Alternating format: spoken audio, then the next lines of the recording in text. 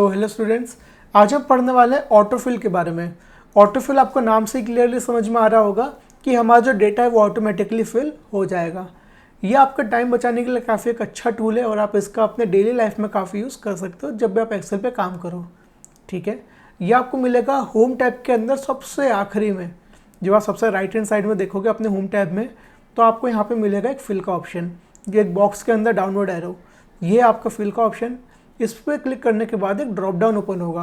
इस drop down में आपके पास डाउन, राइट, अप, लेफ्ट ये सारे ऑप्शंस हैं। देन अक्रॉस वर्कशीट नाम का ऑप्शन है, ये तब यूज़ में आता है जब आपने एक से ज़्यादा वर्कशीट को सिलेक्ट कर रखा हो। ठीक है, देन सीरीज़ है, जस्टिफाई, फ्लैश फिल, बहुत सारे ऑप्शन हैं। हम एक एक करके इनको समझने वाले हैं। जो सीरीज़ है वो हमारे एक्सपर्ट लेवल पे कवर होगा, बाकी के ऑप्शंस को हम आज सीखने वाले हैं। ठीक है, सबसे पहले हमने एक सेल के अंदर कुछ डेटा एंटर किया। यहाँ पर स्टॉक आइटम का नाम, क्वांटिटी, रेट और अमाउंट है। अब अमाउंट आएगा क्वांटिटी और रेट को मल्टीप्लाई करने से, और कई सारे सेल्स जब होते हैं तो हमको टाइम लगता है फॉर्मूला लगाने में। तो इस केस में आप ऑटोफिल का यूज़ कर सकते हो। ड्रैग आप ऑलरेडी जानते हो, तो जब आप ऑटोफिल का यूज़ करोगे तो सेम तरीके से आप अपने फॉर्मूले को कॉपी कर सकते हो। तो आपको एक सेल में फॉर्मूला मैनुअली लगाना पड़ेगा। हमने आप पे फॉर्मूला एंटर किया, देन उन सारे सेल्स को सिलेक्ट कर लिया जिनमें आप फॉर्मूला कॉपी करना चाहते हो। ठीक है, इंक्लूडिंग वो वाला सेल जिसमें फॉर्मूला लगा हुआ है। जब आपने सेलेक्ट कर लिया इनको, तो आपको जाना है होम टैब में फिल ऑप्शन पे।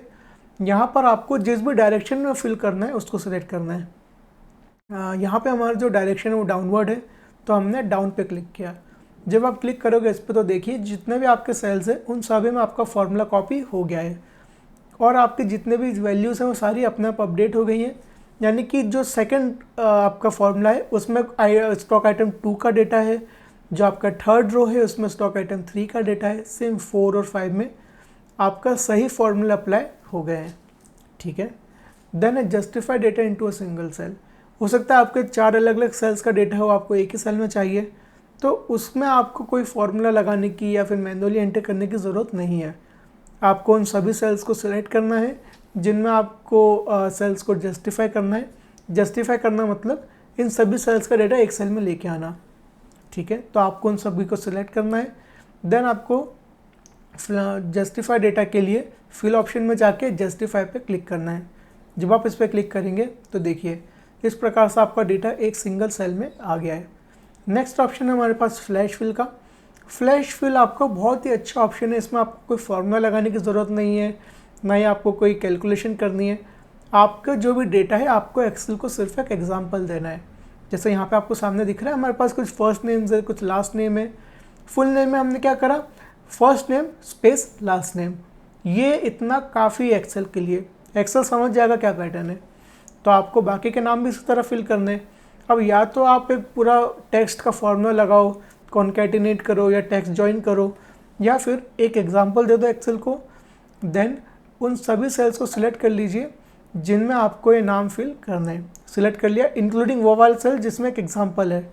सिलेक्ट करके आपको जाना है फिल में और यहाँ पर फ्लैश फिल पे क्लिक कर देना है। तो एक्सेल बाकी सभी वैल्यूज़ को बिना किसी फॉर्मूले के अपना फिल कर देगा। क्यों? क्योंकि आपने एक एग्जाम्पल दिया था उसको। तो ये होता है फ्लैश फिल का यूज़। ठीक है, अब एक बार हम इनको एक्सेल में यूज़ करके देख लेते हैं। हम यहाँ पर लिखेंगे एक्सेल में मैनुअल फार्मूला। ये सेम एग्जांपल है जो हमने भी देखा। ठीक है, आपने लिख लिया फार्मूला। देन आपको उन सभी सेल्स को सिलेक्ट करना है जिनमें कॉपी करना है।